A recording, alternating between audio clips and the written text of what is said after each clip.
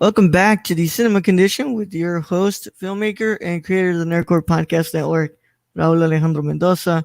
And we are back again for another week with another guest as we talk about another movie as we keep going through season 2 of the Cinema Condition here.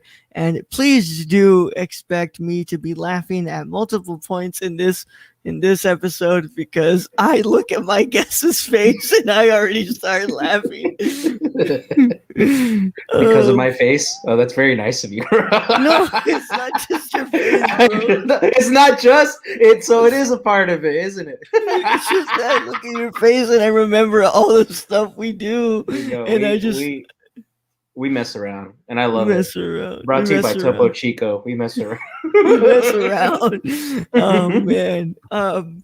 Of course, what's it called? Last week we did have Brad on to discuss Andrei Tarkovsky's Stalker, and it was a really, really good conversation. I hope they all went ahead and checked that out because it deserves all the love it gets. It was a great conversation. We talked a whole lot of religious symbolism in that movie. And today I'm proud to be bringing on a new guest for this season. He's never been on this show, but he's been on the live show when we did our fundraising event for Monkey's Paw. He has yet to come back for our commentary. We need to do that, but we need to find some time to do that. Yeah. But of course, it is none other than renowned cinephile, my DP of choice. That is the good old Mr. Thickums, Kelvin Kataria. Mr. Thickums, bro. Mr. Thickums, Calvin K. Big Chungus, bro. Big Chungus K. Big Chungus K. With a K instead of a C. Thank you, Raul. I appreciate those kind words. Yeah. But yeah, happy to be on the show. Really looking forward to the conversation about Bertolucci and Last Tango. So it's going to be fun. Yeah, man. Big Chungus K, bro. Yeah, I'm ready for the emergency beans at some point if it ever comes up. If it ever happens, right, bro? Those emergency beans, bro. Those emergency beans. Oh man. It was dude. That was a fun time. Sorry, but yeah, that was a big moment. Yeah. For those of you who may not know, Kelvin is my he was DP for half of the film of Before I Leave. He was an assistant camera, and for the first half, the first half he was a DP and a camera op for the second half, and he is not just a great artist, but he is a renowned cinephile. He loves cinema just as me, and he comes on the show because he's ready to talk some cinema. And we both, love talking. And I'm sure that today we're going to go a good while talking about this. But Kelvin, for the people who may not know you, bro, who may not know of Big Chungus K. Big Chungus K. This is a new nickname. New nickname, but I like it. I'm into it. Let them know what they let them know who you are, bro. So I am a cinephile, as Raul said. Very much into film. We both sort of. I think that's why we get along quite a bit. Is because we're both not like DPs or directors that are just like, oh, I want to make something look cool because that's the way it is. It's like, no. Let's look at the script, look at the scene, and look at what the scene requires based on not just our knowledge of like cinema and like what movies that we like, but like art that we enjoy and all that kind of stuff, and going back and forth in that. But that's why I love working with Raul as a director, because like we just kind of look at like what inspires us, what we like, and all that kind of stuff. And it's always a pleasure to work with him, and it's always a riot. And we're always just laughing our asses off. And I'm sort of realizing that like we're very with that. I'm not trying to like put a fantasy in our brains or anything like that, but like looking back at a lot of like directors, and like you see them joke around a lot with their that's the guy like they usually joke around with the most. And it's kind of funny that we have a similar relationship to that. But when it comes to being serious, I also like working with Raul in that respect too. But I'm a huge fan of movies. I think I've always like, you always start off with freaking like Back to the Future and like Terminator and all that kind of stuff, but then like then you start finding out about like, oh, who's this weird like French who's this Melville guy? You know, who's this who's Tarkovsky? Where's this Klimov? You know, there's all these different people that you find out about, and you're like, oh, this is pretty interesting. Yeah. And then if you find out, especially going to university, like you meet people like Raul who are more into it than you are, and you're like, oh God, I need to catch up, you know? There's someone who's more mad in this who's more angry about people not being in the movies you're into, but like but it's a relief, you know, and it's wonderful to get to talk to people like that, you know. And even though I would say Raul definitely knows quite a bit more about films than I do, it's still nice to know that like there's knowledge that I have or movies that I like that Raul's like, wait, what the hell is that? You know, and you're like, oh, this is what it, and like you know, like, yeah, it's that hidden knowledge that only you know, that like we love bouncing off one another, and it's like, yeah, it's a wonderful relationship in that respect. But that's who I am. I'm a DP, working around Houston now, working quite a bit with Filmatic. Houston, they're like a huge production company based here and like based with Orlando Briones. Kind of working with him so I guess starting to work with him as a AC more like on permanent basis. But that's been an interesting journey. And I don't know, man. Hopefully in the next podcast, you'll hear me saying like, oh, we submitted to like 40 film festivals for all the films we've made. And I'm pretty sure it'll happen soon, but yeah. Well, we've been jotting down film festivals to send before I leave to, bro. So, you know, we're getting there. We're getting ready, man. That's good, man. I'm glad y'all are on it, because like we have like 3 other things we need to do as well for that. I actually need to resend credits and like color correct a couple things, not just for our film, but 2 other things as well. But yeah, that's me. A lot of stuff going on, but either way, I'm just happy to be on the podcast and be speaking with Raul. So yeah. Thanks, bro. Yeah, I met Kelvin at my school that I graduated from with him, and we met through the photo club, and it was great because, like, you know, at first Kelvin was like, all right, man. I was like, okay. He's like, this guy's coming in. We were talking, I call him Mr. Presidente and stuff. But then one time, I believe they were like, bring in photos. It's like submit photos from like films that y'all like you can tell are like perfectly framed. Photos. And your boy had to bring it up. I was like, I submitted a still from Y Tu Mamá También. Yeah. And Kelvin was like, I could see the light in Kelvin's eyes. Yeah, man. Lubezki's a freaking genius, man. He goes, I love the way he captures the poverty in that movie. If Kim and Cuarón kind of picture bring up the poverty as the background, I'm like, yeah, man, we just hit it off them, bro. Yeah.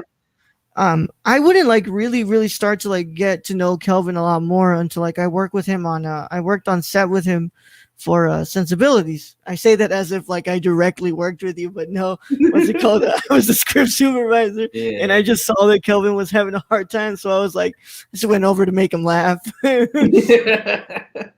Oh man, I remember that for Sensibilities. It was like, I remember like being cast in the role as DP, right? Yeah. But it was really all like Grossman show, which is fine. I'm happy with that. And then to me, it was like, okay, well, I'm kind of like a glorified cam op right now, and I don't feel like I was like, I'm not like doing the role I usually do. And then Raul comes over and makes me laugh. It makes my day a lot better. Yeah, man. And then like you're making Luis laugh too. I remember Luis going like, dude, who is that guy? I'm like, that dude's a shitter, but I love that guy. Like, dude, like that guy's so fucking funny. And then like Luis is like, yeah, I can tell. He's really he's kind of distracting, bro. I'm like, nah, dude. It's I just told him like, sure, but like it's Sensibilities. It's like it's a cool thing to do. It's a good thing to learn on, but it's like it's still a sitcom. It's not what we really want to do. You know what I mean? But yeah. And of course. Yeah, I know, and then of course later that day we go leave all the gear and stuff, and then we spend the day with our good friends John and Pat. Pat, he's been here on the Cinema Condition before on season 1, and he was here on season 2. We spent the day. We went to like thrift shops and stuff. We just spent a good day, man. Never since that day. We found the drive jacket. You remember that? The drive jacket. That was cool, man. And the thing is, dude, I was like, oh, dude, how much is it? Because this thing costs like $200. And they were like, oh, it's $120 because we kind of know what it is. And we're like, we got to get it, dude. Even if it doesn't like look good on me, like we got to get it, like just to hang it. They but closed that place down, bro. they did. Wait, no, the Flamingo place, really? Yep, they Oh, closed it down, bro. that Rachel sucks. informed me that place was closed down, and Damn, bro. now who owns the drive jacket? I'm not sure, but I I don't was know. literally about this. I was literally gonna say next time we're all in together, all four of us, bro, all three of us. You know, you, Pat, me, all four of us go over there. We all split it. What's it called in 4 ways, and we all You just just go get it. Yeah. No, dude, that sucks because I was thinking about it. Like, because why didn't we buy it? It didn't fit me. You remember it was like a Yeah. large, and it was like way Also too small. 120, bro. You Yeah, know? it was a lot of money. Like I was like, but then I thought Money about we like didn't have at the time. I should have just bought it like to like or like split it with y'all and like just like we hang it and like we share it on weekends or something because Yeah. like that's like a cool thing to have, you know. Yeah. But and like we looked online, it was like I just you remember why we went there though, right? It was Yeah, for, because we were getting the clothes for Pat's shoot. for Cowboy King. Yeah. Cowboy King, bro. Cowboy King, bro. For John's project, dude. Yeah. Yeah. Good times, bro. And then we still went out to we came back and we literally like they were almost closing what's it called, the cafeteria, and we Yeah. stayed there to eat some chicken nuggies. Yes, dude. And it's just good times, man. And, you know, Kelvin's a really good friend of mine, but I respect a lot of what Kelvin's thoughts on cinema and us and our approach to the art is just it's there's no one else who I want to work with as a DP. But the DP it's Kelvin, man. It's Kelvin. I'm sorry. What's it called? Lubeski. I'm sorry, man. You know, I gotta Get out the way, man. bro. Yeah. He's shooting an iPhone man now, so you don't want to. No, I'm just kidding. Nah, man. 60 millimeter buzz. All right, man. But yeah, man. It was going to be about time that I would get you on here because this is what's it called? You've been on the live show. It's all laughs and fun stuff there and stuff. Dude. And of course, man. But here we talk about that fucking cinema, bro. Yeah. This is where we come to talk about the movie, bro. We talk about everything. And of course, Kelvin did have he has 2 choices this season. He'll be coming back for another film, which I will not name because it's a surprise until he comes back for the next film that he talks about. But his first pick this season was Bernardo Bertolucci's Last Tango in Paris, starring Marlon Brando and Marina Schneider. And of course, because we've actually nobody's ever, I don't know if I could say no one's ever had the balls to choose Bertolucci because of his, Wait, no one's even talked about Bertolucci in general? In this, no one's brought up Bertolucci on the podcast. Wow. But usually when I introduce filmmakers, it's because we've never discussed nobody's ever chosen never chosen their movies. What's it called on this podcast? So like last week, I wrote up a long intro on Andrei Tarkovsky, and we introduced him. But so basically, like if you were to choose another a Bertolucci film for season 3, I wouldn't even have to introduce the film. I mean, I don't have to introduce the filmmaker because we've already discussed them. So right. I just like to give people general information about who the artist behind the artist. So without further ado, y'all, let me go ahead and introduce you all to the filmmaker known as Bernardo Bertolucci. He's an Italian film director and screenwriter who was born March 16th, 1941 and died on November 26, 2018. A multiple Academy Award winner and was the first person to be awarded an honorary Palme d'Or for at Cannes in 2011. His father's side of the family is filled with various artists like poet Attila Bertolucci. He began writing at the age of 15 and went on to win various awards at the time. He originally wanted to be a poet like his father and went to school for it from 1958 to 1961, where he began to assist and direct with famous Italian filmmaker Pier Paolo Pasolini. Of course, it was known for directing such titles as Salo or The 120 Days of Sodom. He would later leave university and direct his first feature at the age of 22 with the help of Pasolini writing the script. He would garner more attention with his next film, Before the Revolution. His next films would include Last Tango in Paris, the Italian epic 1900, and Tragedy of a Ridiculous Man. he would earn his Academy Awards with his next film, The Last Emperor. Me and You was his final film he released, but was planning on making a new film in 2018 until he sadly passed from lung cancer.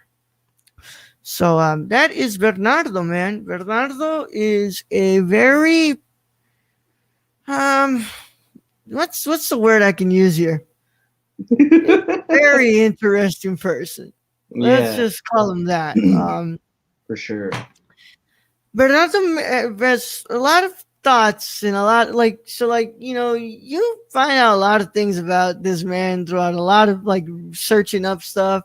He's got a lot of skeletons in his closet. For sure. Yeah. But he was we are here to discuss this film, and I went into this. I had never seen anything with Bertolucci, and like I said, that's the thing that I enjoy a lot about working with not just working with Kelvin, but also being his friend and being a part of sharing that brain of his, is that sometimes he's able to introduce me to things that I don't know shit about, I've never seen. So, of course, I've always heard of Last Tango in Paris. I've heard about it 1,000 times because it's Marlon Brando, right? It's said to be one of his best performances and whatnot, right? So I was like, I never watched it. So, when he chose this one, I was like, I wonder what's up, man. Let's see about this. And of course, everybody has had the chance to read up on the controversy about the movie, right? And I was like, okay, let's get this. But of course, we're not here to pass judgment on the film. We're here to discuss the film and its thematic, characteristics and what it's trying to say within the movie. So I watched this and I'm like, all right, man, I'm ready to do this with you, man, because I think there's a lot to talk about within this movie.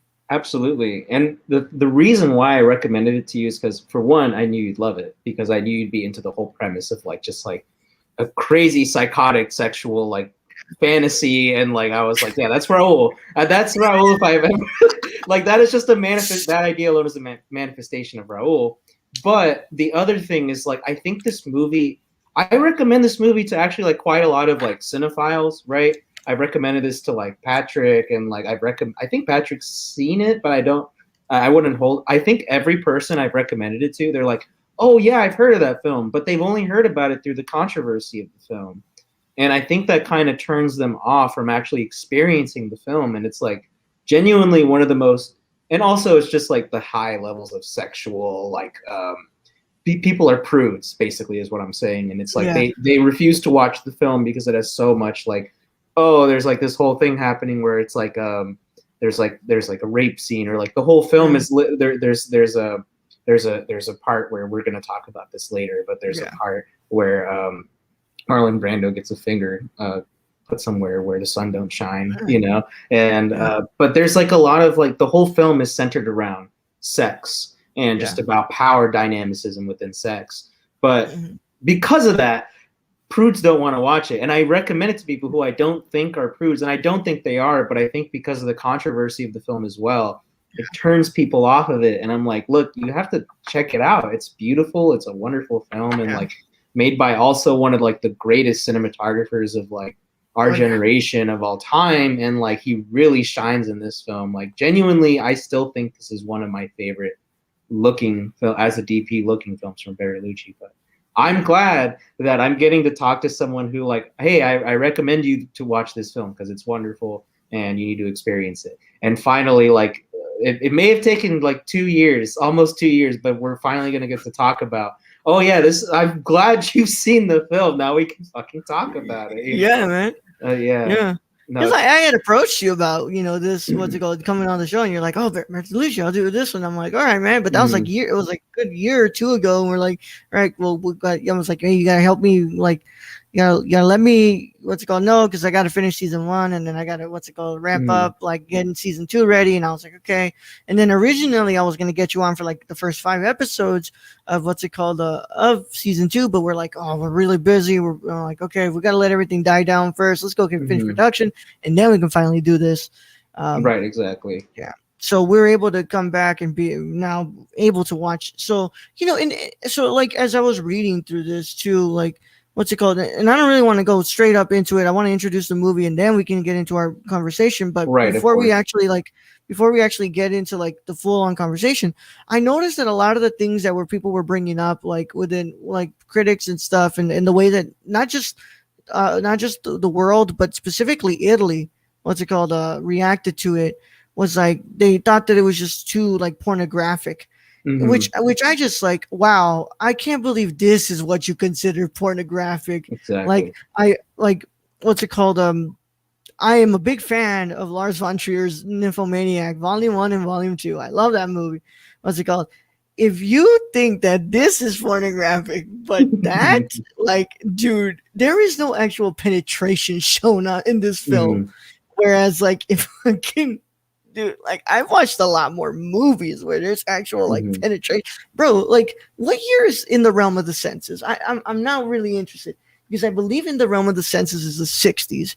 So like they thought this was pornographic, but like In the That's Realm what of the I'm saying too. Senses, And like in this time frame, there's like definitely films that I feel are a lot like oh raunchier. And when I say yeah, raunchier, like tasteless, like not yeah, it's actually pornographic and it's actually like not art. Like there's no artistic integrity to it at all. yeah. This film is very different from that. You know, it has a very clear message. But yeah, like that's something I remember Carrera talking about. He was like, "Yeah, dude, like when this film came out, Yeah. Italians hated it. Everyone hated it, and like everyone was like, "Nah, dude, this is way too sexual." It was like related as it was released as unrated, right? Or like it had the NR rating. It got the X rating, bro. Oh yeah, that's true. And it was like one of the few films to like have it at the time, or like Yeah. one of the few international films to have What it. a bunch of prudes, though, man. Like, I can't Yeah. believe this is like 4 years later after this would come out Nagisa Oshima's In the Realm of the Senses, which shows absolutely 100% unsimulated sex with Mhm. actual penetration. You see cock out and everything. And somehow this was the movie that y'all got, what's it called, your panties in a bunch about? Like, it's like, dude, holy hell, man.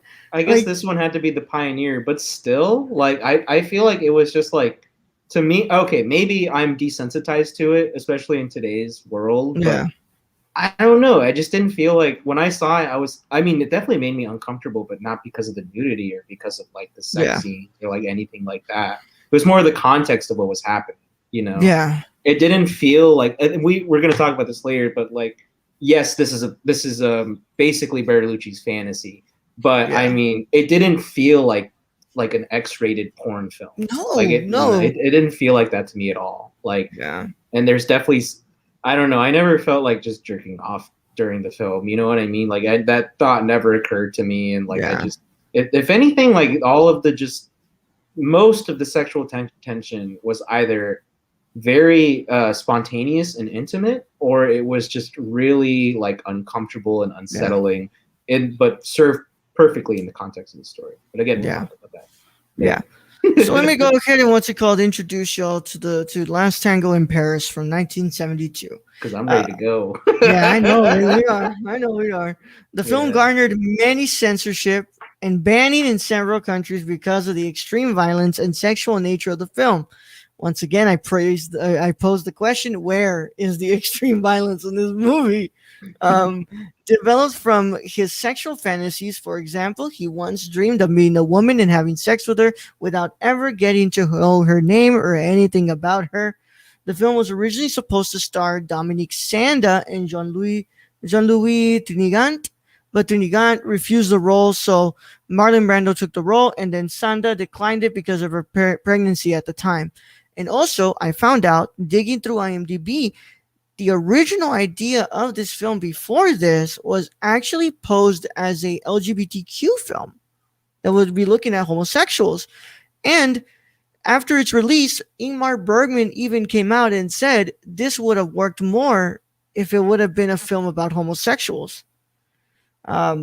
The film was subject of controversy because Maria Schneider was not informed that Marlon Brando would actually be using butter as lubricant during a rape scene in the film. Mhm. Fernando Bertolucci would further defend this, weighing in, saying that she wanted Schneider to have a sort of actual fear and an actual reaction of fear. She didn't want her to quote unquote, react as an actress. He wanted her to react as a girl.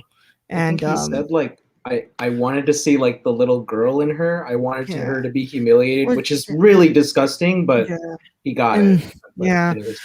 So there's also conflicting reports because, Marlon Brando says that he didn't know anything about it either. And then I read that, Schneider said that, no, that Brando actually had came up with the idea. And then Bertolucci says that we were just eating, breakfast at one point on the set. And we both looked at a stick of butter, and we both knew what we wanted to do. So, everything around like the basically the composition of making this scene has a lot of conflicting reports, but either way, sadly, a woman was raped on that scene, and it's something that you cannot just ignore with this film. So then, of course, the trauma sustained by Schneider would go on to her having battles with suicidal thoughts and drug abuse, and she would die in 2011. But yeah, man, that's Last Tango in Paris. I forgot to mention, what's it called? Of course, the beginning credits. There's a what's it called? There's a couple of paintings from I can't remember his name. I know his last name is Bacon. I think Bacon.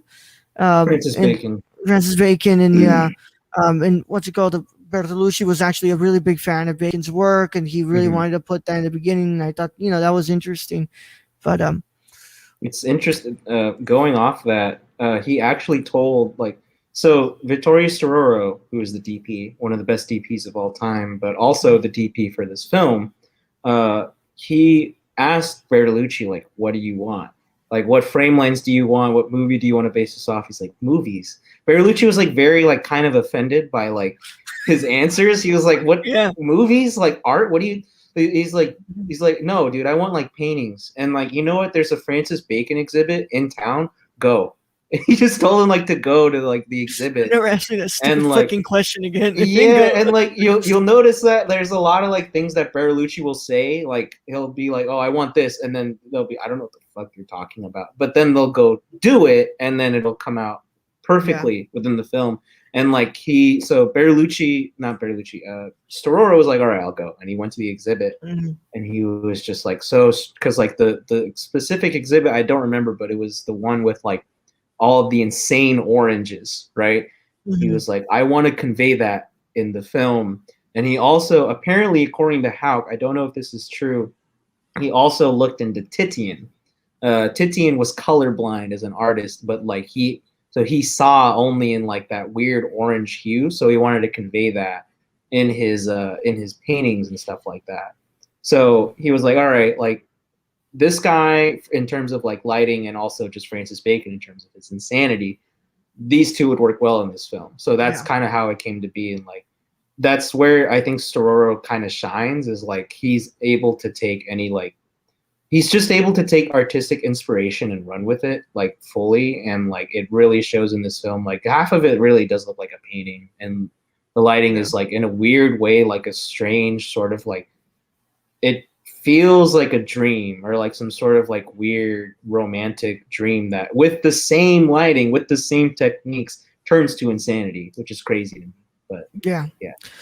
Well, let's go ahead and get ready, man. Let's go ahead and get into our conversation about Bernardo Bertolucci's Last Tango in Paris. All right, man. I have a couple of, topics I'll bring up and stuff. But, of course, me being the director I am and you being the DP, of course, we cannot even begin to have this conversation without talking about the lighting and basically just the whole composition of this film. Because it's very true. It feels a lot reminiscent of a painting. Also, it's primarily looks like it's mostly natural lighting in this movie, right? It does. It really does. But I think reading from background, they put a lot of like HMIs or tungstens, and they mixed in like way orange gels. Like you remember seeing the whole film. It's like an orange dream. Yeah. But like it's so pastel-ish looking, and like just the way it kind of gleams off their skin. It's very soft but romantic. But like shines off the wood. There's like there's like contrast ratios where like you go in with like the hard painted wall, but like there's soft skin and orange, but it's all draped in this like beautiful amalgamation of like this really just romantic light. And like it's really one of the, in my opinion, still one of the more beautiful international film or just films in general that I've seen. And Storaro is of course a master of color. Every color he puts is very intimate and it means a lot to the film. And he nails it. I honestly think it's one of the most beautiful films I've seen, but it does look natural. I see what you're saying. Like you see in the background those windows, you see the shadows of the blinds, and you see like the blown out like bathroom window in that one scene, you know, and like there's all these different like really dreamy but blown out lights. And there's another scene that people don't really talk about a lot is whenever he gets back home, I think his mom is downstairs or someone is downstairs, and he's painted in like his what's it called, his wife, mother-in-law, right? his mother-in-law is downstairs, and he's like with this creepy silhouette, and like it's just so cool. And like I remember seeing that, I was like, I've never seen like this much attention to detail and stylistic lighting. And that's what this is. It's very stylistic, but it feels like it's coming from like natural sources.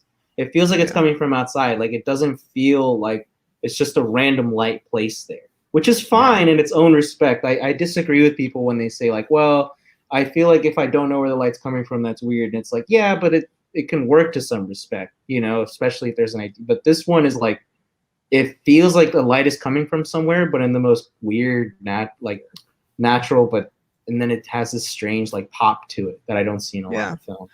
And also just the framing itself is really interesting because what they're called, you know, there's a lot of movies that deal with like, you know, eroticism, and usually like their first step is to just really like present you frames that feel like it's like trying to fetishize the human body too much. No. But like every single frame in here is kind of given off, like even when they're just like naked or stuff, it's always just seems like it's just like they're just casually naked. You know, of course, it feels, for that one of that first scenes where, of course, they're trying to come without actually touching each other. You know, that's the only part where it feels like it's like glancing too much with the eye, right? But everything else, I feel like that scene was pretty like intimate. You know what I mean? But I feel like that's the film is like you said it yourself. It's not exploitative framing at all. It's not just like I want to show their entire naked body. No, it has purpose, and it wants you to like kind of feel what they're feeling. You know? Yeah. And like you'll see in some scenes they're like it's very distant, very off, and very like this isn't right. Or in some, like, for example, like the rape scene we talked about, like it's somewhat distant and like he puts you, I remember there's this one framing in that scene where he puts you on the ground, like where Maria is at, and it makes you feel like you're that low with her. And like you're kind of being forced to look at her go through that whole ordeal. And then you're suddenly distant and far away. And like, that's when you just kind of have to accept that that's what's happening. And like, it's very uncomfortable, and he's basically telling you like you don't get to see her reaction anymore. She's accepted it. You have to accept it. It's terrifying, but this is what's happening. And then there's other scenes like we talked about, like the touch without coming scene, which is one of my favorite looking shots, and also framing wise, it's so beautiful. It's beautiful. And that says a lot because that's their most intimate moment. And it feels that way. They're interlocked. Yeah. You barely see like the back. You see like the natural light hitting the background that like, it feels like a morning after kind of deal, right? Like it's just very like intimate, personal, and like the way they just nail it. And I love that they don't cut away to like over the shoulder shots of them talking to each other. It's like, no, it's just one wide of just them looking directly at each, just stay on it. You know, we can cut to maybe one shot of like her howling, like, ooh, you know, like, and then like, that's it, you know? And then that's wonderful. And I feel like that's where this movie knows that restraint to me. And like, even when they're not inside, like when they're under that bridge and there's all these like cool frame lines going on, it's very apparent, even though it's some of Storaro's like very early work. You can see that like he cared quite a bit about what he was making, and like he I do feel like there are some parts of the movie where it's like, oh, he's just trying to get the shot or trying to move on, but like the parts where it shines, it really, really, really shines. You know, Yeah. It's wonderful. And of course, I can't move on without discussing, what's it called? Gato Barbieri's score. Oh, it's just beautiful. and how like the music really kind of plays into this like atmosphere, like this very like sexy atmosphere at the beginning, and then the music just keeps. Yeah, it's a little. It that is score's sexy. Yeah, and no, I mean that score is sexy. As it progresses, it gets a little, anxiety inducing. That what's called score. It gets a little more frightening. Because as of course from the original get song, more, which we is start crazy. to get more into what's it called into what's it called what's his name Paul's or whatever Brando's character is psyche, but you were saying. So it's like it goes from like very intimate, cool, warm, right, and like everything's very like nice and like chill, romantic, and then from the same track or from the same idea, I forget the name of the track. But it's the same note structure and everything. It's even the same title, but later on it's all suspenseful and crazy and weird, and it's like, oh, it's like this same, and that's the whole film. It's like this same feeling that I had from the very beginning. Has suddenly shifted to this disgusting, weird sound that is like it's this weird morph of the entire thing. It's the same idea, but it morphs into disgust and disdain, which I love. And that score is brilliant, and it's sexy, as you said. It's very sensual, very cool, and just like I've been trying to find a record of that freaking thing for so long, and I don't even think it's expensive. I just think like I look at it, I'm like, oh yeah, I want that, but I want to find it in person, which is never gonna happen. I don't know what I'm thinking. Yeah, you're gonna have to order it, bro. I'm gonna have to order it. It's like me, like I was like always saying, like, oh, I want to get the record of Cinema Paradiso's what's it called the score, and I'm like, I've seen that before. I'm never gonna find that. I've seen that. I've seen it in Austin. I should have bought it for you, but I saw it. It was like what, $30?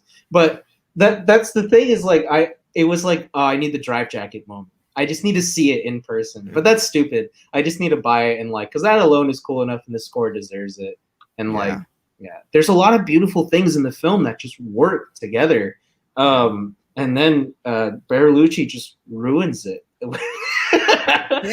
and with him being with an asshole, and like that's the thing I have to tell people when recommending this film is like, look, if that thing he did is horrible, I'm not going to argue with it there, but the film itself is wonderful. And sorry, but you can't take away the validity of the performances, the art direction, the cinematography, the score, like everything in the film is absolutely amazing. And like, I don't blame you for wanting to skip this one for that reason, but it's just such a powerful experience that I feel like should be talked about more. But I get it. I understand why completely. Like I said, I'm not approaching this with wanting to, throw my judgment on the film, and kind of, I'm here to, it's primarily just speak on what's going on in the movie and what's discussing. And of course, we just, there is no way of not discussing what happened. It's to not bring it up is to, kind of say like, oh, it's fine. We don't have to talk about it because like, of course, it's a very what's it called important thing to discuss because, it once again is another example of, the destructive power that, men have in Hollywood, and especially older men. Yeah. That, people who had that, especially in the 70s, that it was really rampant that, these older, what's it called established directors, especially men, were like, getting their way with these actresses and being able to, what's it called, get away with a lot of this crap. And even then before, you read up on a lot of the stuff that what's your name? Fucking hell. Damn it. I can't remember. Wizard of Judy Garland. You read up a lot of things that Judy Garland had to go through. And, at the hands of not just the directors, but the director, but the producers, the cast, and and how like really nothing really changed going into the 70s, man, and everything was kept going the same. And, of course, you have to discuss that. You have to kind of approach this film with also having to understand that, that there's a rightful conversation about the controversy that happened, and a woman was raped on set, man, and Yes, a absolutely. very young actress, who was barely 19 at the time. What's it called? She had a lot more left in her career to give, and because of that, like because of her, because of the event, and also just the trauma sustained, and also what's it called, being blacklisted, she didn't really have a prominent career until the 80s, and she wasn't able to, No. And once again, it's another conversation about the destructive parts of Hollywood, man. And I think looking back on the film too, it's like, well, it's a real shame that like this it didn't have to happen at all. And I am a firm believer that like what Bertolucci did is absolutely horrid and wrong. And yes, he got you. I can't deny that. Yeah, like I saw genuine fear in that person's eye, and it's terrifying. In those cries, bro, in those screams, man. That's real, right? And I'm not saying, what I'm saying is like that is not beautiful in my opinion. Like to me, like that, like you should have trusted your actor to get that right. And like that whole practical idea of like, look, you have to put them in this strange situation you raped a girl, I'm sorry, that's not the way things work. And I'm glad that Hollywood and just in general, like people are saying, no, that's unacceptable. We can't do that anymore. And it's strange because like, I have to go back to saying like, I still love this film not for that reason. That's a huge reason why I have to discount it for so many things. But it's like, well, I can't advocate for this happening, and I never would. And I'm so glad that it's not happening anymore. It did happen, unfortunately.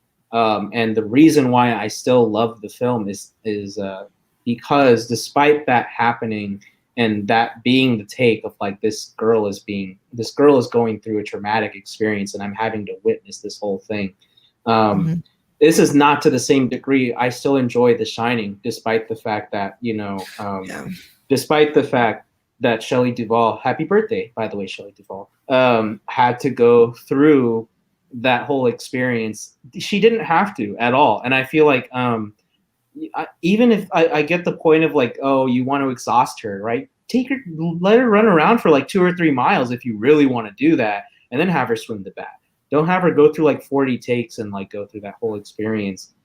The thing is, the sad part about it is it's effective. What they did worked, and that's the sad part. That's the sad part. Really fucking sad.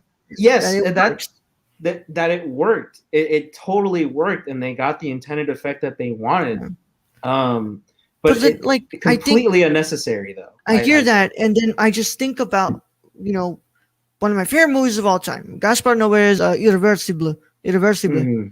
And I think about that specific rape scene in that film, and how that was all choreographed by Monica Bellucci.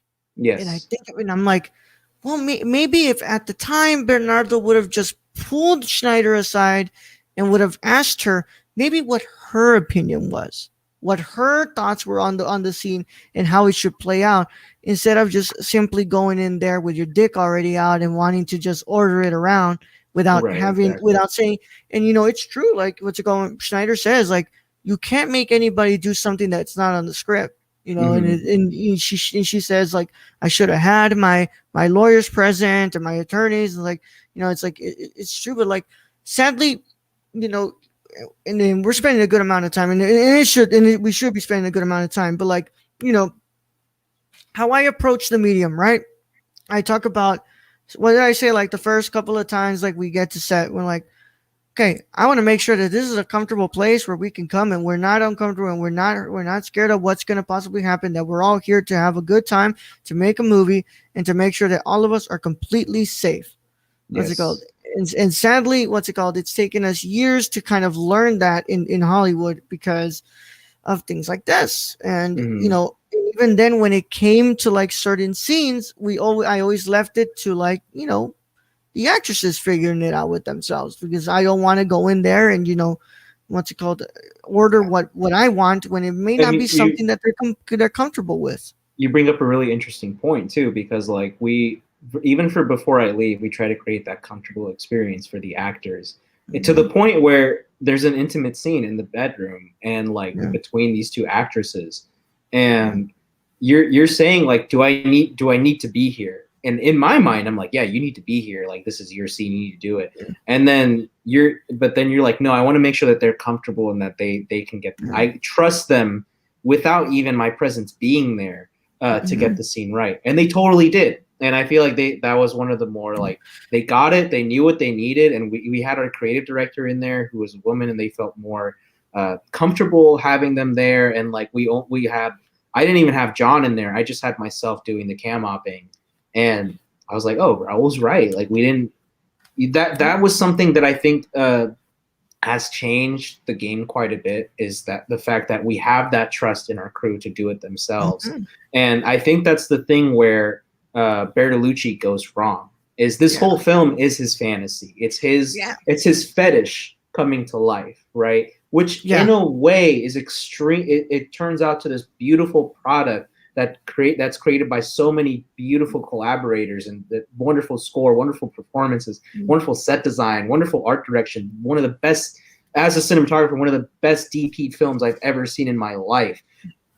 But he turns that fetish, and this is something we discussed in Carrera's class, he turns that fetish into a reality. He actually wants to see it happen. And that's going too far, in my opinion, you know, and like that to me is just break that wall. Like, we break the wall between cinema and reality. You know, we kind of, we start to really implement, and like, we kind of start playing with the idea of like, well, is this like a projection of what his thoughts actually are? And if so, why not just make a documentary about sexual fantasies? That's true.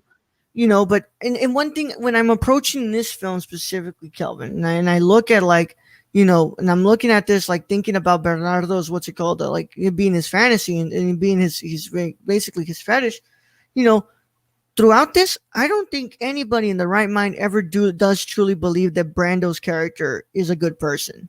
Like, no, not at all. Like, we feel for Brando's character because, you know, he lost the love of his life. Of course. But no, there's moments where I even empathize with the man. I never truly believe. We never truly believe that this guy is ever in the right. No, I mean, there's very specific moments where I will like relate to him, right, in certain ways, because he's still a human being to some respect. But no, there's a lot of points where I'm like, this guy's disgusting, or like, I would never want to like talk to this man or like have any sort of relationship with this dude. He's a weird fucking creep. But he's a guy who's just too far gone at this point. Yes, absolutely. But it's funny you mention that, because there, like I said, there's points where I completely relate to him, right? Not to his whole character, but to just a moment. So like, for example, one thing is like when his ex-wife, or his soon-to-be ex-wife, he's talking to her lover, right? And then that song comes on, is like, how could she love you? And like, that's one of my favorite songs in the whole track. And that whole scene captures the moment perfectly. He's like, he's having a very amicable conversation with this man, and he just doesn't get it. Like, how could she like fall for you? And then he's kind of forced to look at himself like, oh, I'm the asshole. I'm the disgusting guy that she's trying to get away from. And this guy's not a catch he's kind of, to me, when I saw that guy, I was like, he's all right. He seems cool. But like, the whole thing was like, Brando used that moment, or like in that scene, he had to use that moment to like look at himself. He was forced to. And I feel like we've all been through that in some way, shape, or form. And it's like, that's the point where I'm like, okay, I could definitely empathize with this man at this moment.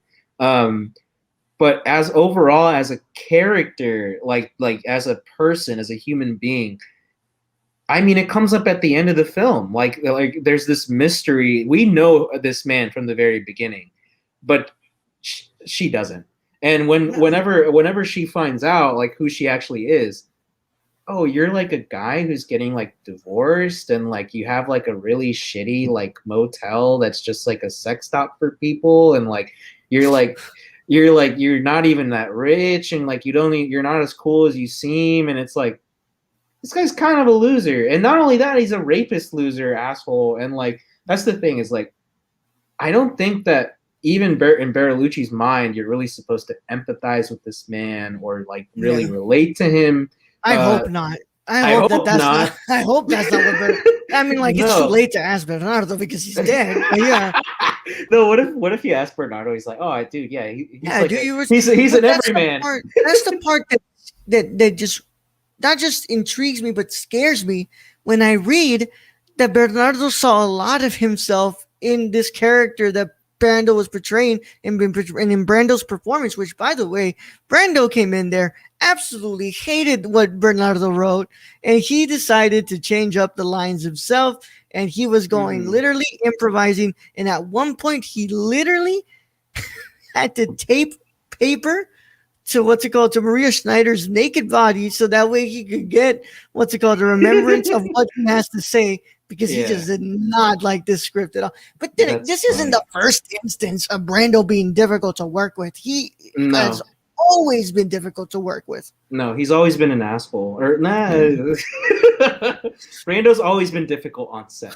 Right? Yeah. There's a lot of things that I agree with. Apocalypse Now. Yeah, he's a huge dick on there. Hey, Vittorio probably knows. He's worked with him probably the most of any DP out there. Yeah, and even then, Brando in his book apparently said that Bernardo was one of the best directors he ever worked with. Yes, and that's so crazy to me. Like he said, like, okay, so there was this one point where Bernardo talks to Brando, and he's like, "Hey, I need you.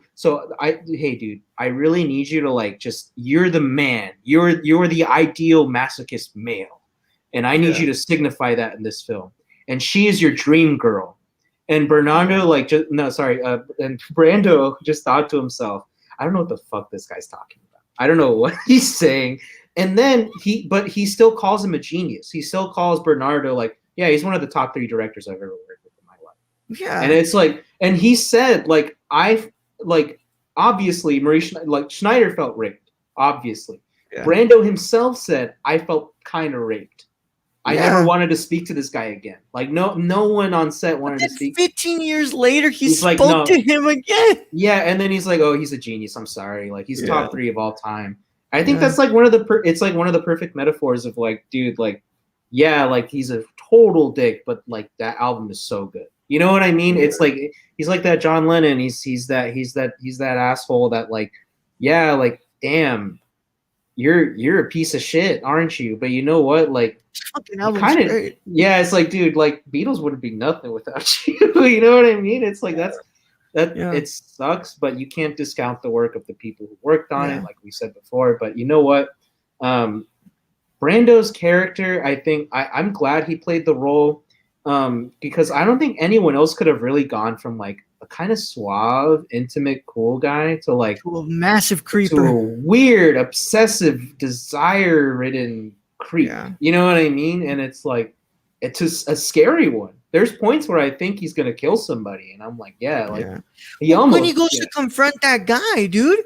Yes, I literally thought he was about to bash his head into that wall, bro. Yeah, I thought he was gonna stab him or something, or pull out a gun we didn't know about, or I was this guy's dead. But no, he wasn't. And I think that was a weird thing about Brando is he's somewhat of a sadist in this film as well. He kind of enjoys the pain that he's giving out as well, and then he equally enjoys receiving it back. You know. And it's a weird thing with him. It's equal parts sadism, equal parts masochism, and it's weird, disturbing, and it's all the way fun.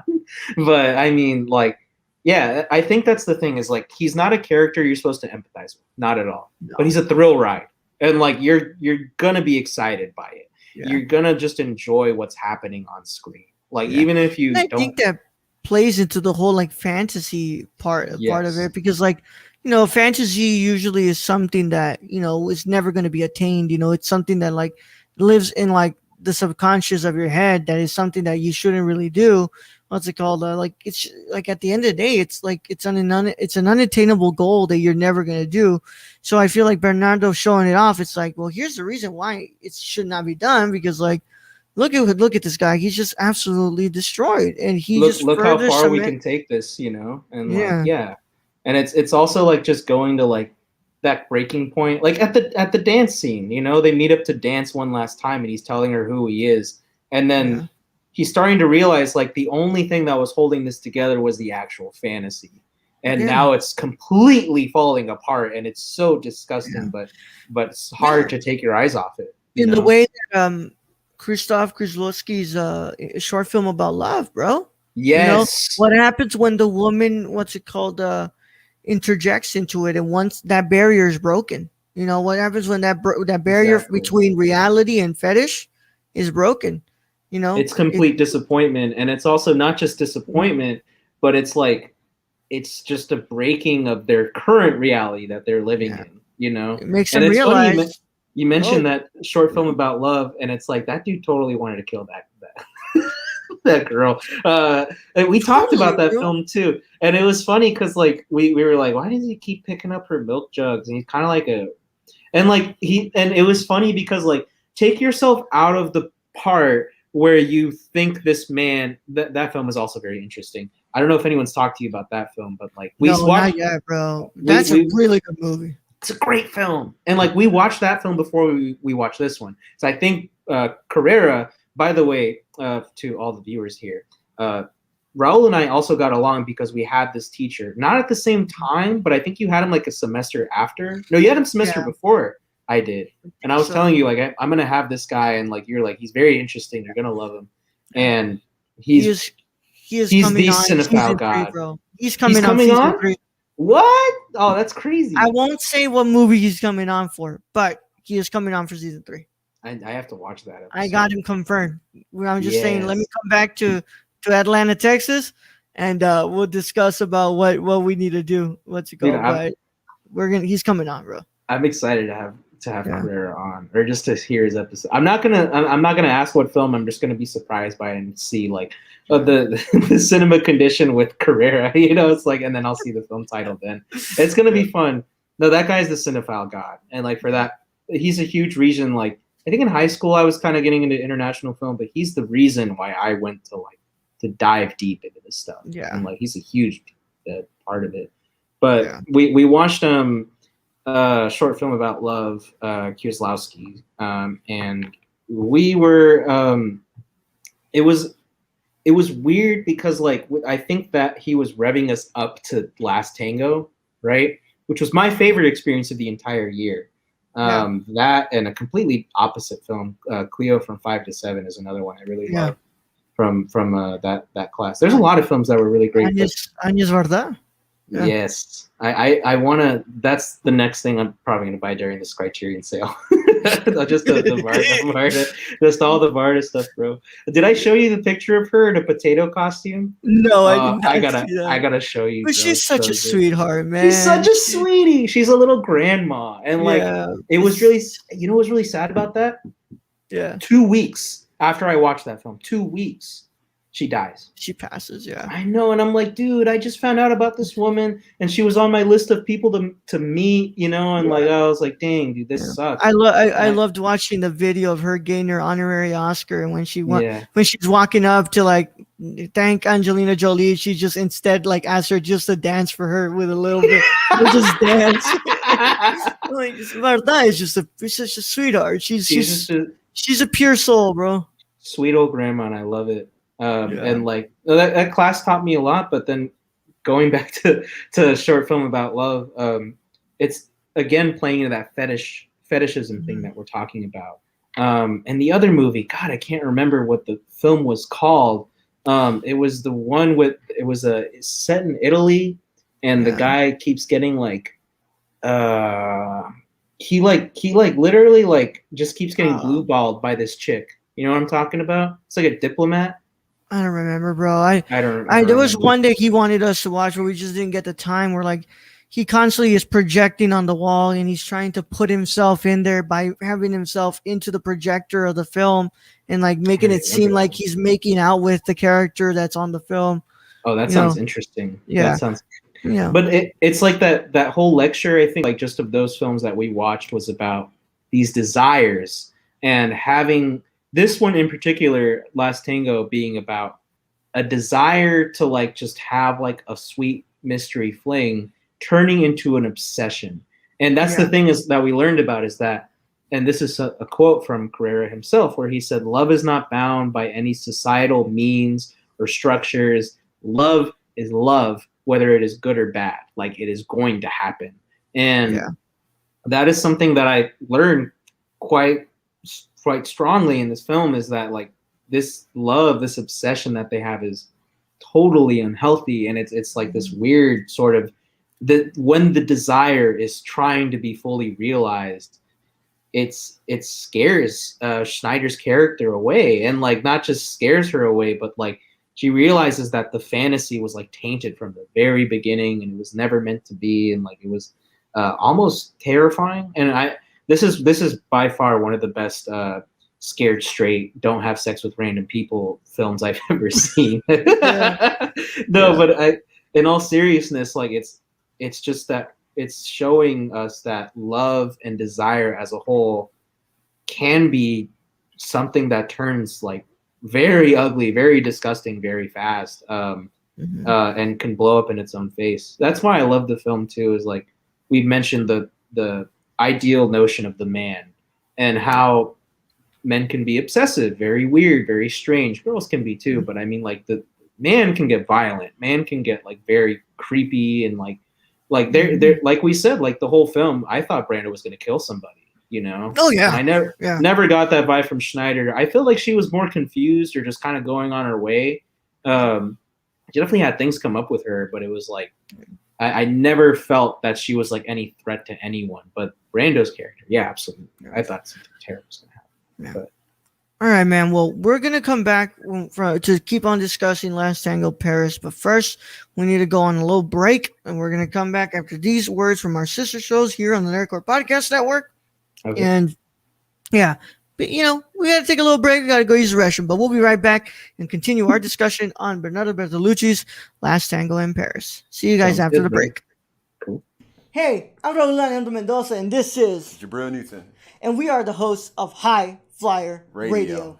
And finally, pro wrestling has come back to the Nerdcore podcast feed in the form of a show hosted by Jabril and I. And we talk about everything and anything in the pro wrestling world on Mondays at 3 p.m. Central Standard Time. Nothing's off limits. Whatever you guys want to talk about, it is from AEW to SmackDown to Raw to NXT. Nothing's off the table. We can talk about it. We're going to talk all about it. And if you can get it a day early, you should go to the www.patreon.com/thenerdcore and pledge to the tiers on there so you can get this show and a lot of shows days early before anybody else gets to hear it.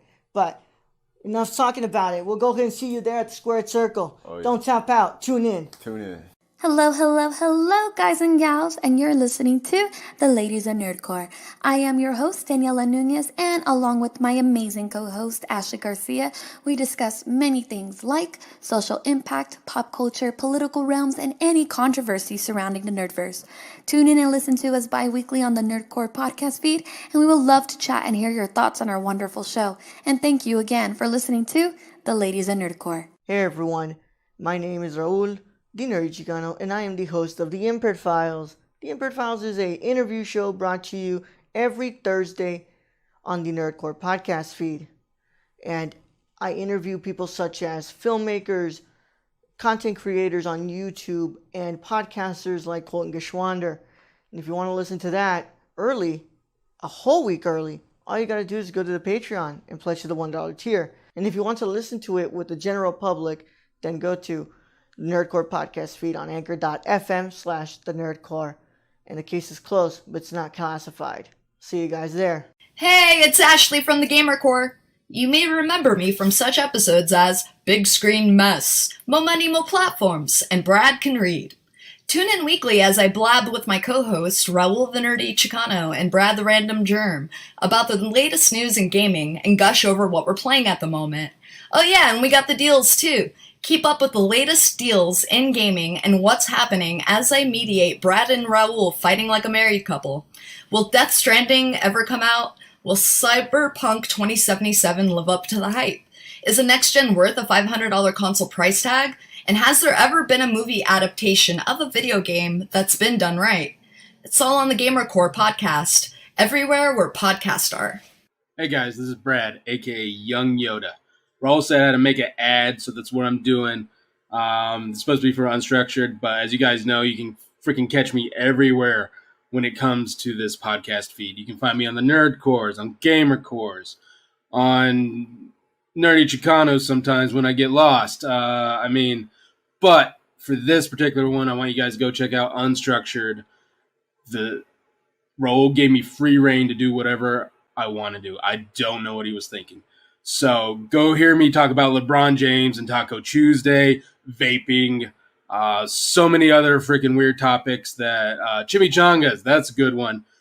Shout out to Deadpool. And yeah, I guess this is the end of the ad. So if you guys want to find me, you can find me all over the place on this podcast feed. Anyways, thank you guys for listening. I love you all. And nerd up. Hey everyone, I'm Raul. And I'm Brad. And we're the hosts of the Nerdcore Podcast, the podcast that talks that nerd. Not on this ad, right? Not and on this one.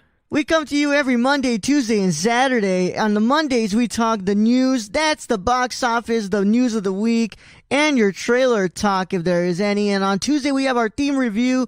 And on Saturday, you have a Saturday morning review, usually movies that have come out in the week or anything we want to talk about. Right, Brett? Exactly. Whatever we want to talk about, this is our show. If you don't like it, then you don't have to listen. We're the flagship show of the Nerdcore Podcast feed, and we can be found everywhere you can listen to podcasts like Stitcher, Apple Podcasts. So if you want to talk that nerd stuff with us every Monday, Tuesday, and Saturday, make sure you tune in. And Brad? Young Yoda out. Welcome back to the Cinema Condition, y'all. We are back from the break. I hope y'all are okay, and y'all have stayed through those very old ads. They're part of inactive shows at the moment, shows that haven't come back, or just a lot of shows that just don't get made anymore. But it fulfills its purpose. It gives me time to go use the restroom. And of course, y'all, what's it called? Thank you all for sticking with us for the break. If you're still here, of course, you can catch all those wonderful shows on anchor.fm/the-nerdcore or on, the YouTube channel, youtube.com/nerdcore and all that wonderful stuff. Just got to make sure, to be there. And of course, if you want to see, my face and Kelvin's face, got to be on the Patreon, patreon.com/the-nerdcore. You get the audio version a week early before it comes out. And you also get the video version that nobody else gets to get but the patrons. All you got to do is just pledge $1 a month, and you get that wonderful, wonderful perk of getting these video versions of all season 2 of the Cinema Condition. So it's a lot of cool stuff that you can get. But of course, if you cannot be on the Patreon, it's also very helpful that you go over to Apple Podcasts and you leave a 5-star review on not just the Nerdcore feed, but the Cinema Condition feed. It helps a lot with us getting seen by people. And also, I would really like to get that MeUndies, or that Manscaped, sponsorship, Yeah. But of course, enough fucking around. It's time to get back into our conversation on Bernardo Bertolucci's Last Tango in Paris. Let's get it. All right, Kelvin. You love those ads, bro. Those ads are too good. Oh, it was very good. I want to have conversations about LeBron James and vaping at the same time. Definitely. No, I'm just kidding. Sorry about that. Sorry, not calling anyone. Oh, man. But I'm not calling anybody out, but Brad. But yeah, you said it, not me. I wanted to bring one. Yeah, I want to bring one thing up here. A couple of other things that we have to do before we get out of here. But I want to bring up a specific thing. There's the whole idea of sexuality in this film. Of course, this man who has gone through a traumatic experience, the only way that he feels like he can express his pain is through sex, of course. But there's also this idea of the sexual taboo in here, Mm-hmm. But specifically, I want to discuss one scene. Until this point, I don't know if I have ever seen a film from before 1972 that a man asked a woman to put 2 fingers up his asshole. Or since I don't really. think I don't really know many films that have done that, I just can't name it. And it's not just and you're not just even that, but the idea of Brando's character Paul possibly getting off to the thought of Jean, what's it called? Schneider's character's fucking a pig. Yeah, Like, yeah. He even brings it up. He's like, "Are you gonna fuck that pig? You're gonna fuck it?" And I'm like, "What?" And then of course, he goes over to his dead wife, who's on her like what's it called on the bed, discussing like how like what's it called? She was a pig fucker, and I don't know what he means by that. But just or maybe it's a projection of Marlon's character's like odd fantasies here. Like it's wanting to have, definitely like Bertolucci's taboos? want, or like no, I think it's Bertolucci's like want for masochism. Like he wants to be degraded and hurt and in pain, but receiving sexual gratification while doing so. I think that's the thing that's interesting about Brando, or Bertolucci's signification of Brando's character, is this person really likes to fucking hurt themselves because they do not like themselves. And that's such an interesting, like weird thing. It's like, you mentioned like the pig thing, right? It's like, I want to be fucked, like, you know what I mean? It's like, and he's just like, he's just like, I want you to like, he's telling her like, I want you to like punish me or like hurt me right now. And like, that's what I think is going through his mind is just like, and this is actually like right after he talked to his ex-wife, right? I believe. Mm-hmm. And he's like saying how like, I can't understand you. I never understood you. Like he said something like along the line. No, this is what he said. He said, I could be immortal and like live for like 200 fucking years, and I'll never understand you. And I never did understand you. And I think he's like in pain because he's like losing this person that he loves, and he just wants to like hurt himself. And like, it's that brilliant character writing that we're talking about of like, again, like Bertolucci's fantasy. And I think Bertolucci in some sense like tortured himself while making the film, and it's like, you see that in the film, and it's like just that weird, like going, and it makes sense going from that, like, I'll never understand you. And like, I'm hurt. I'll never be able to fully get why this is happening to me, to, hey, I want you to shove 2 fingers up my ass and like call me like, and like tell me what you think of me, and like just, and please me in that way. It's wanting to experience that pain.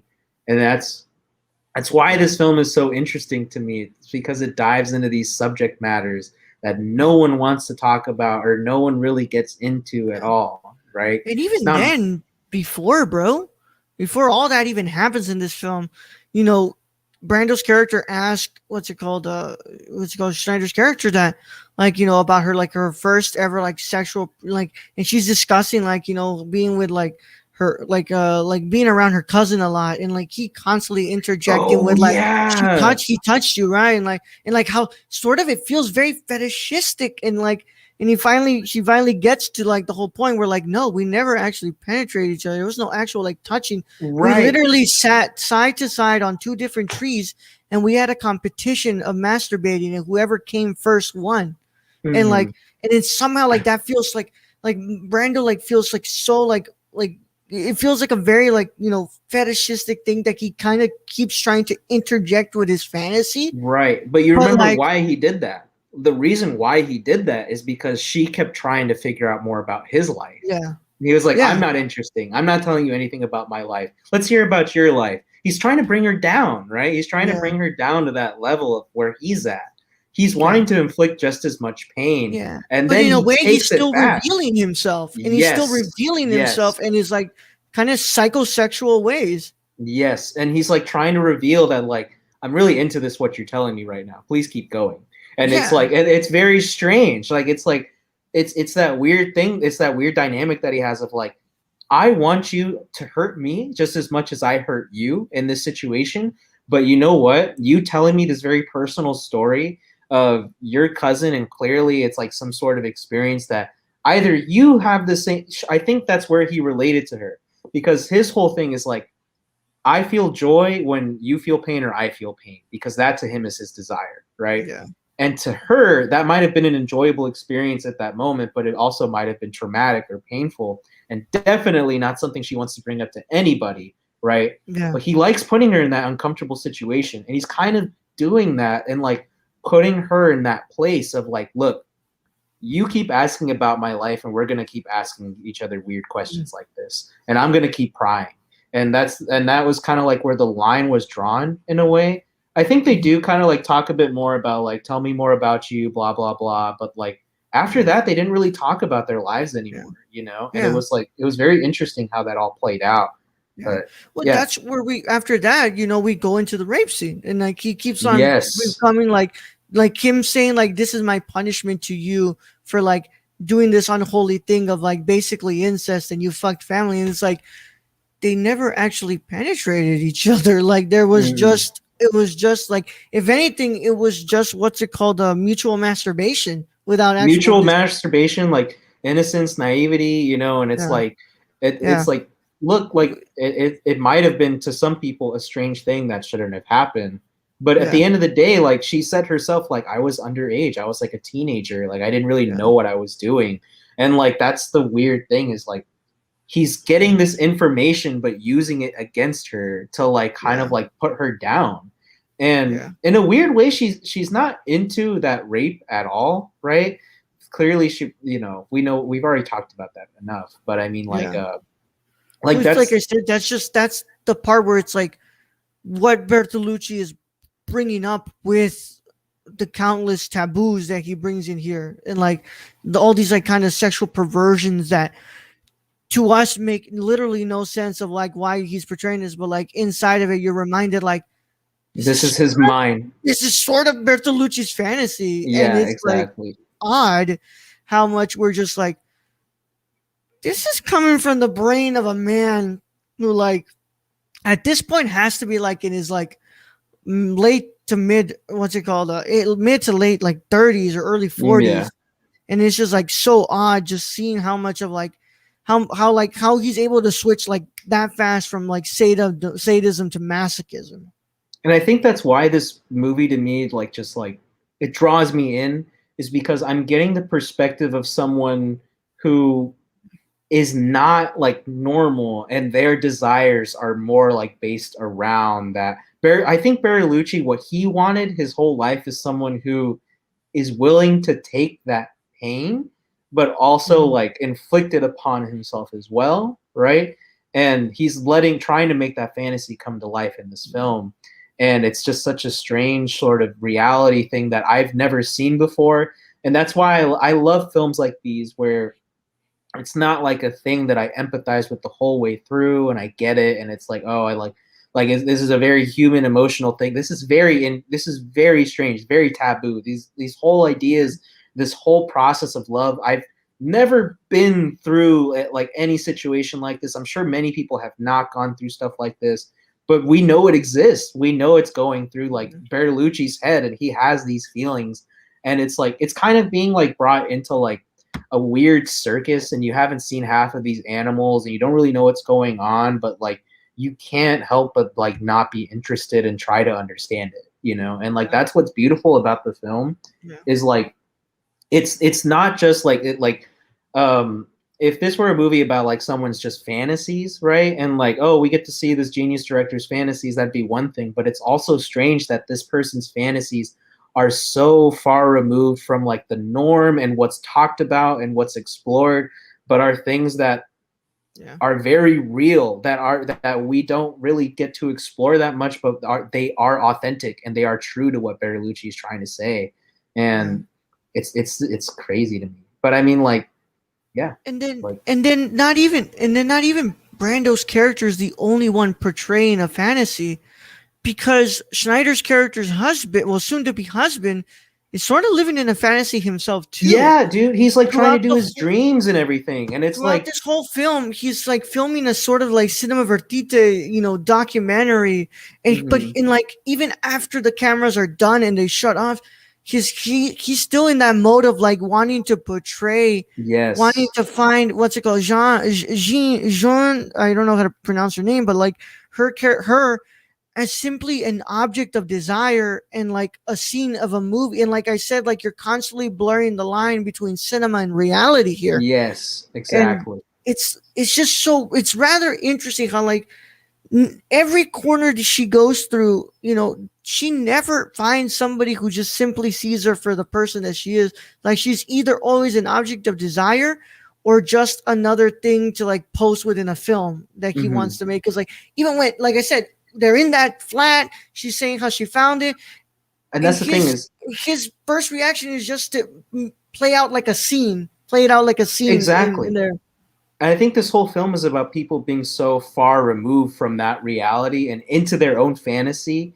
But the only one who's really honest about it is Brando's character, right? Yeah. And he tells her, like, I don't give a shit about you. Like, you're just a sexual fantasy to me. Yeah. And like that's I think the thing that draws Schneider's character, or what was her name in the film? It was like Jean G-A-A Johnny, like Paul and Johnny, Paul and Johnny, and like, but that was the thing that really drew like it. It's just like everyone is so far removed from the reality. Like the soon-to-be husband is so into his film that he's no longer able to really experience his girlfriend for who she is, and she gives him hints, right? She's like, yeah, like what if I were messing around with someone? He doesn't give a shit. Like he's just so into like he's just like oh okay whatever. Like you wouldn't. And I feel like probably inside his mind he's like, well, it's all good because this is just another turn within our film, and like he cares more about his fantasy than what's right in front of him, right? And like that was such an interesting part to me. It was just like, and then going from that, I see like that's the thing is like although Brando is a weird, creepy, disgusting guy, I see why she's going for him because he's authentic. He's strange. He's weird. Well, he's honest about who he is. Yeah, he's honest about who he is and what he thinks of Maria. He's like, look, I don't really love you. Like, I just kind of think of you as a sexual object that we both can kind of like do whatever desire we want in an undisclosed location and just keep going back to that. You know, like that's our fantasy world, and that is as true as it gets. And then it gets even more odd for me, because when she comes to Paul and she tells, and like specifically, I'm talking about the scene that is our background on the video version that you can get on patreon.com/nerdcore, where she's telling him, like straight up telling him, like, I'm gonna marry my soon to be my fiance, like I'm gonna make love to him, and he doesn't care. He's like, doesn't matter, you're still gonna come back. Yeah, and exactly. Like, he's like telling her, like, I know how much power I have over you. You know, like you it doesn't matter to me. And she's like telling him this to see how serious he is about the relationship. Yeah. But she doesn't realize that I think up until that moment, that the reason why she really likes Paul is because of the fact that he doesn't care. Like he's in that own world, or like that's the thing about Johnny or Schneider's boyfriend is like he's in his own reality, but he thinks that his own reality can somehow meld with Schneider's and things will be fine, and like he's just like living in a complacent world. But like Brando is just like, his name is Thomas. His name is Thomas. Yeah, it's like Johnny is the girl, Maria Schneider's character. Yeah. Okay, so with Johnny, and like the thing is like, I think the reason why Johnny is kind of like, she asked him that question to confer to subconsciously, I think like in her mind she's thinking like, oh, like I'm gonna ask you this so that to like kind of use my trump card and like freak you out. And he doesn't get freaked out at all, but she's also I think subconsciously like confirming that he's just like this guy that doesn't care, and that to her is very attractive. It's a weird, that's her weird desire, is like not to fall, but to have someone in her life that kind of sees her in an honest point of view of like just a sexual object or desire, right? Yeah. And then it's funny because whenever they get taken out of that, the fantasy is only removed when Brando reveals his reality, right? Mm-hmm. It's whenever they expose their realities, I think, when like they're like what's really happening outside of their sexual domain or like the fantasy world that these people are living in, that Marie gets freaked out for good reason. But that's kind of the weird thing about it, is like it's how to live a fantasy but honestly, and how Marie is and how Janie is super into that with Paul. You know? And finally, we get there. Like we get there to the point where he's finally being honest, right? And even then, in there, he's still trying to somewhat control the vision of what she wants. And she's like talking about like to living in the city, right? And he's like, no, forget the city. You know, I'm what's it called? I want to go to the country. I want to live in the country. I want to have the animals and all the things, and like, and then you'll make love to me at night, and you know, we'll wake up and we'll have breakfast and whatever, right? And it's like, dude, like she is like this close to possibly being like, yeah, we're gonna live our lives together. But at this point where you finally decide to like permeate it in her mind and try to actually control her, she finally realizes like, yeah, I can't be with this guy. No, I think the thing is like he lost her whenever he said, my name is Paul. Like whenever she heard that, she was like, oh no, like the fantasy world is gone. Like it's over. And like she's trying to keep it alive. You see it. She's like, no, we can live in the city and do whatever we want. And it's like, and he's like, no, I want the country. I want the country. And then he's telling her like, who are you? I have a shitty hotel that people just come to fuck and then leave. And it's kind of going under. I don't have a lot of money. My wife is divorcing me. I have like, he even says something like, I have like a kidney problem, or I have like something in my liver. Oh, like, he has a hemorrhoid. Like, he has a hemorrhoid. He's like, yeah, I have a hemorrhoid. Like, yeah. So it's like, things are fucked. But you know what? Like, we can live our life together. It's all good. And it's like, no, dude. Like, your fantasy is completely out of whack with what she wanted, which was the fantasy, you know? And it's like, but that whole scene is just so funny to me. And then you get to that whole explosion of like, she's like, I really don't want this. I'm going home. Yeah. And she starts running away. Completely goes into weird creeper. Yes.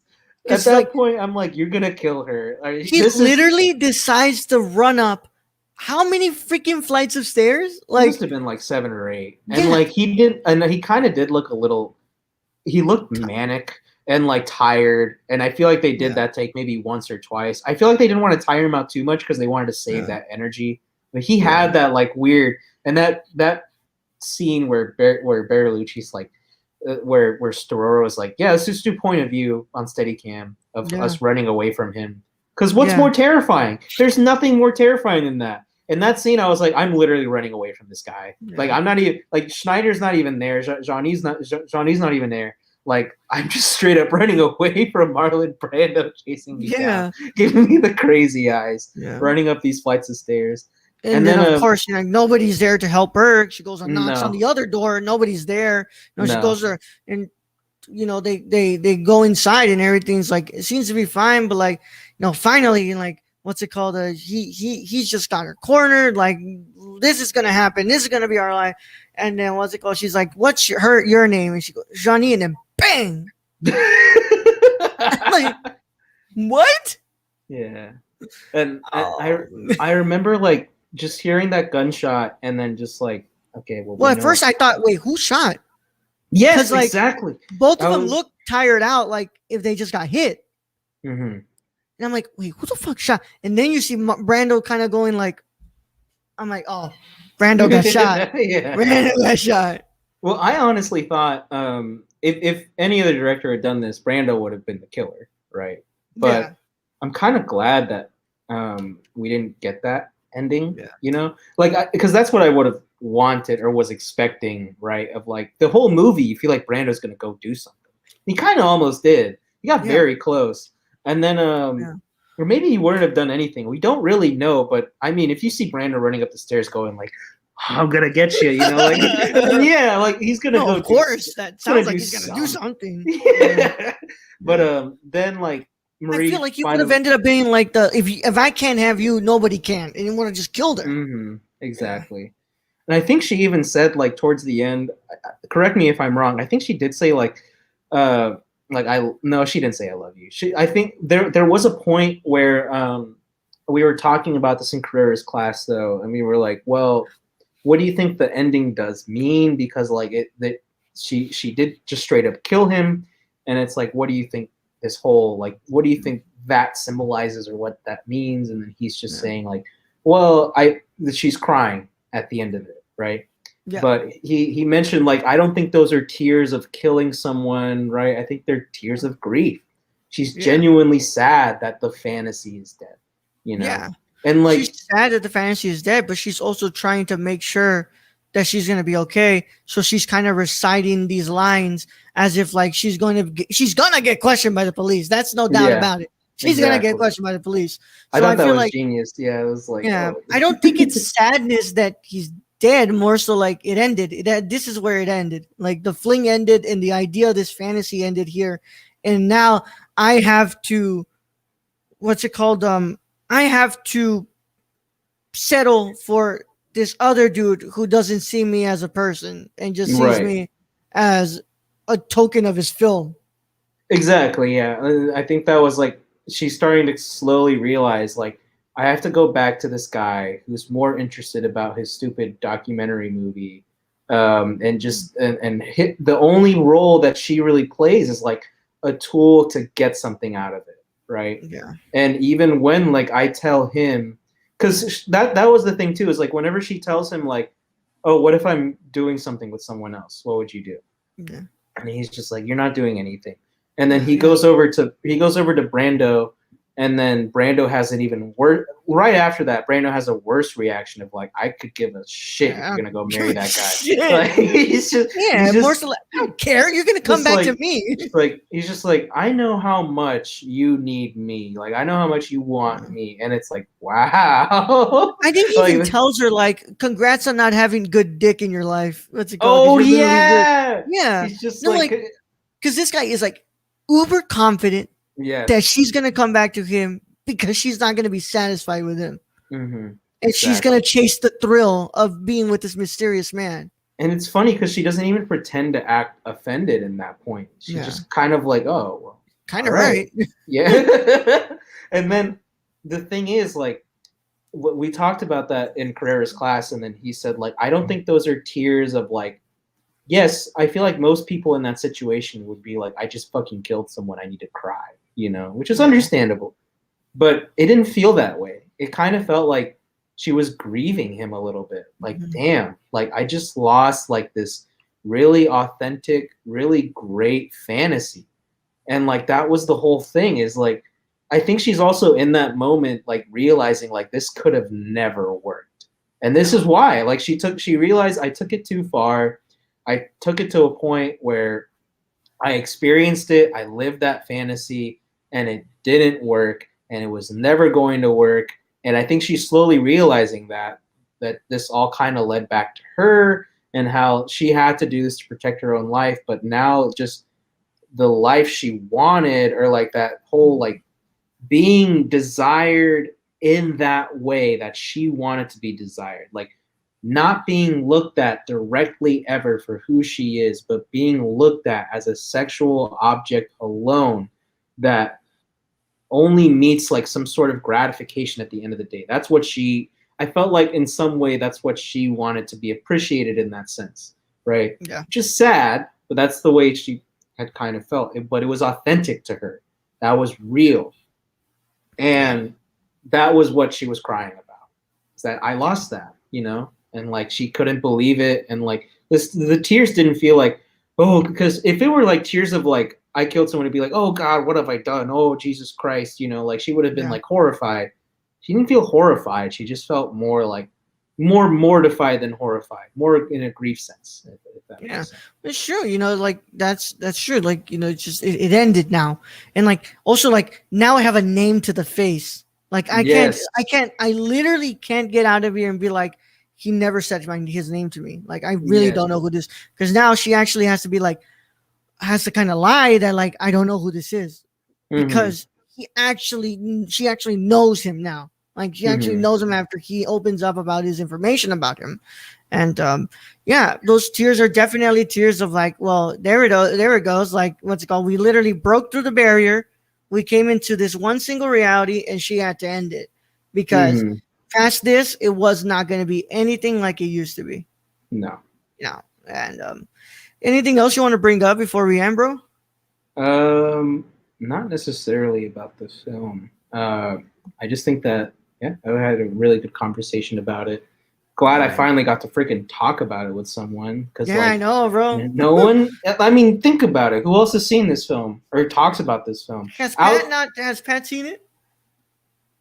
I don't know. I don't think so. Yeah. I genuinely don't know. Because I would have talked to him about it if he did. The only people I talked to about it is like the people in my class, and then like, oh well, all right, like I'm not talking to them anymore. They were nice, but like we never really kept up after that, you know. And like, but it was just like, well, okay, like, and now finally I have someone to talk to about it. And by the way, love the scene with like in the whole Tango place, you know, him playing with the mirrors, bro. Like, gets that shot of like what's it called Maria's like reflection in the back of her, but also you get Brando's face in the mirror. Like he plays a lot with that in there. And of course there's one part where he's like bringing the camera up. I feel like he's trying really hard not to get shown in the background, like the camera's coming up, but literally you can see somebody from camera department in the back. If you look at it at the right side, you see somebody from camera, and I didn't even notice that. Yeah, you see a little bit of a lighting, equipment.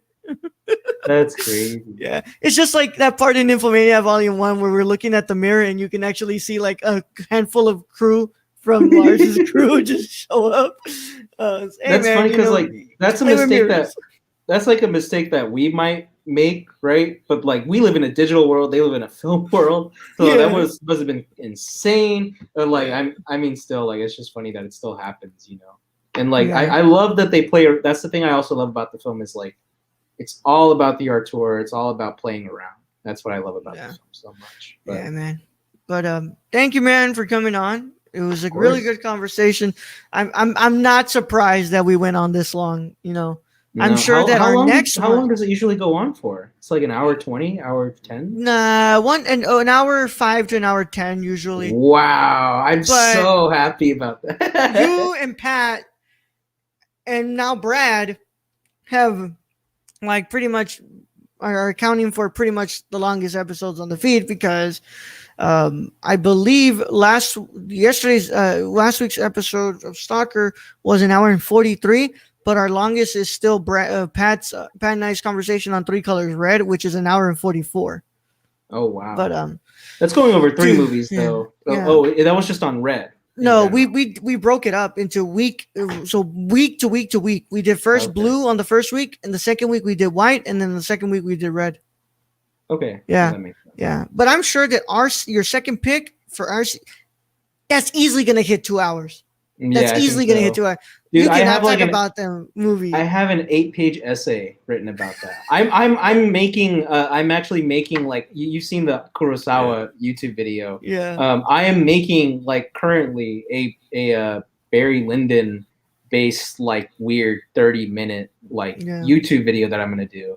And I cannot give that film enough praise, and like I'm gonna go through all the Criterion specials before we talk about it. Yeah, but I need to also read essays and shit because I have the Criterion a copy of it, dude. Like I have the Blu-ray, so I'm ready though. But it's been fun, man. As always, you know. Do I need to pick a third movie now or later? So look, man. What's it called? You gotta pick a movie. No, not third movie for this season. No. You only get 2 picks this season. We'll talk about getting 3 next season. But what's it called? Yeah, for sure you're gonna get 3. But you know, you have to pick a movie for season 3. But you know, if you don't have an idea, you could always just call one right now and just change it when before the actual like cutoff date. When I asked like when we start season 3, what's it called? That's when I'm like, yeah, man, you can't change it, bro. Like it's already been set in stone. You know. Well, I definitely want to call one right now. Just for now, just so that way like people have like for one, I always like when people like recommend like a movie or like an art or something at the end of a podcast to check out. So I'm gonna do that even if it changes. So right now I'm gonna just say Army of Shadows by Jean-Pierre Melville. Oof. I have not actually seen the film yet. I will. That's the reason why I'm putting it down because I want to watch it. But also Melville is one of my favorites, but I definitely want to like check out like that particular piece of work because I'm really into like weird like war torture spiced. You know what I mean? It's like I'm into the concept, so I want to check it out. Well, we're into like war films that aren't like American war films. You know, that's why I feel like you and I had quite the experience with Come and See. Yeah. Everybody else is like, what the fuck are we watching? We're just like, look at this shit, man. You think I don't have that on me right now? Let's bro, go. I know you had to get it, bro.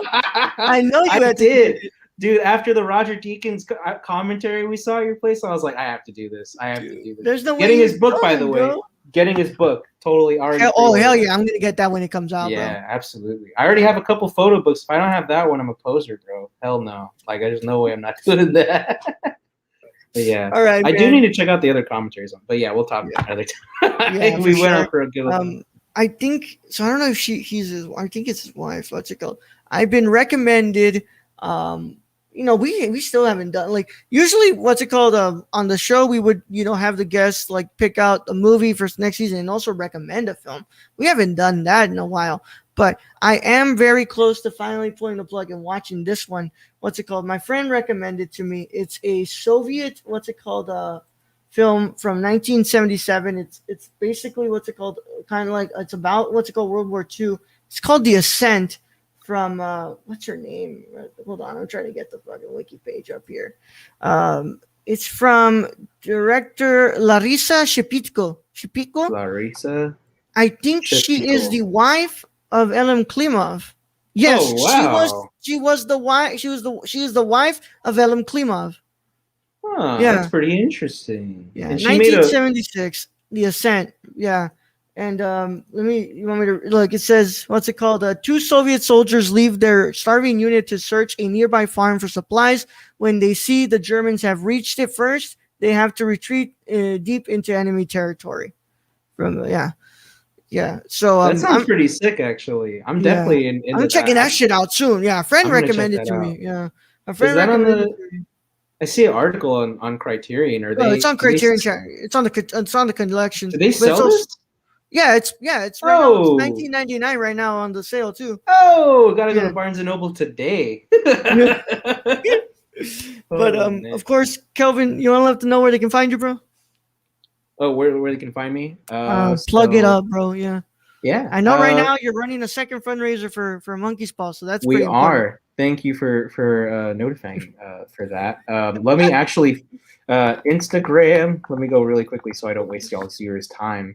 Let me see. AMP. I believe you can find it. Oh, it's AMP short film. And there you could find all the information and check us out and see about just donating a little more. I want Cook lenses, bro. Please get me Cook lenses.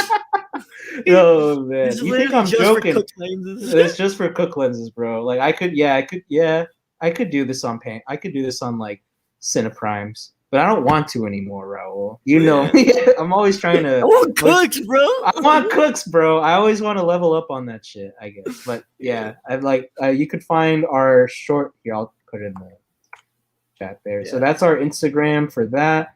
But you could also find my personal cinematography. And soon, Raul, you're gonna be happy about this. I've been shooting with the Mamiya 7 quite a bit. Lovely, lovely, lovely camera. I'm slowly paying off Diego Trevino from UHPSA, where we first met. I'm paying him off like basically weekly to own the camera myself, but I've been shooting film through that. So soon you will not only see my cinematography work and my digital photo work, but soon my film photography stuff, which I've sent Raul a couple of pictures of. Find it all at Kelvinator_getdown. There it is right there, Kelvinator_getdown. But yeah, thank you so much, Raul, for having me on. I've been wanting to do this for so long, and it has been worth every single minute, and it has been just a blast as usual. And I'm actually really glad we laughed a lot, but I'm glad we took this film very seriously. Yeah, of course. Yeah, absolutely. Of course. That's the whole point, bro. I still love fucking around with you and like just shooting the shit. But like, I'm so glad that we talked about it seriously because this movie deserves it. This is one of the films I want to cover for like my own YouTube video analysis. My video essay stuff. So like this film means that much to me. It means a lot. I'd love to do that without my fucking the YouTube my videos getting blocked, bro. I am still sitting on a really freaking good come and see video essay that y'all have not seen because stupid YouTube decides to fucking copyright claim me, and now my Fellini essay is gone too. My 8.5. You can catch it on Vimeo, but who the hell uses Vimeo? Dude, I use Vimeo. But only filmmakers really use Vimeo, or like only weirdos use Vimeo, like us. But yeah. Oh, sorry. If there's one more thing I could plug, I guess my YouTube channel. You can just look up Kelvin Kataria and it'll pop up because I will be posting video essays. Maybe not soon, maybe in like 2 or 3 weeks, but it'll pop up. So and you'll see my Barry Lyndon soon to be essay, or you could check out my Akira Kurosawa one because I do kind of want to get into that. I feel like it's a good way to study the films, you know, and just like force myself to watch more. If that makes sense. But yeah, man. Yeah, I love film essays. I love your film essay, man. It's a really good one. Thank you, dude. Yeah. I'm just surprised that the algorithm picked it up, you know, because I was like, oh, this is a cool essay, but I don't think it'll go past like 2,000 or 3,000 views. And then like four days, like 4 days after that, it was like, oh, we're at like 8K. What's going on? What's happening? Get him to 30 more subs, man. At 100 subs, he's able to get his custom URL. So, really? Yeah. At 100 subs, you're able to get a custom URL. So, oh, for real? Hopefully, this is where I plug myself now. As always, y'all can find me at the Nerdy Chicano on both Instagram and Twitter, twitch.tv/the Nerdy Chicano. So I do a lot of really like personal, like what's it called, my personal content where on Mondays I do Between the Frames where we talk about a movie. Right now we're making our way through the whole Essential Fellini box set from Criterion. And, you know, you can find me on YouTube by searching up my name, Raul Alejandro Mendoza. But if you get me to 100 subs, I'm going to finally be able to change that and get youtube.com/the Nerdy Chicano, which would be really nice because instead the ad doesn't have to be this long and I don't have to put numbers and letters and stuff like that to link you on my channel. So please, guys, get Kelvin to 30 more subs, bro. 30 more subs and Kelvin's there. Yeah. Let's go. Yeah. Let's get it. Yeah, man. Yeah, I'm excited. All right, man. So as always, y'all, we will catch you guys for the next episode as we have another guest for another movie. I don't really have an outro. I just tell y'all to stay safe. I love y'all and to watch some movies, man. Especially now. Let's go. That Criterion sale is no joke, baby. Go out. It's no joke. Go out. Spend some money. Dude, now I got to spend money on film. You think I have money for Criterions? No, I have money. I always have money for Criterions, bro. Yeah. I'll sell my kidney before I stop buying from Criterion. Catch y'all on the next one.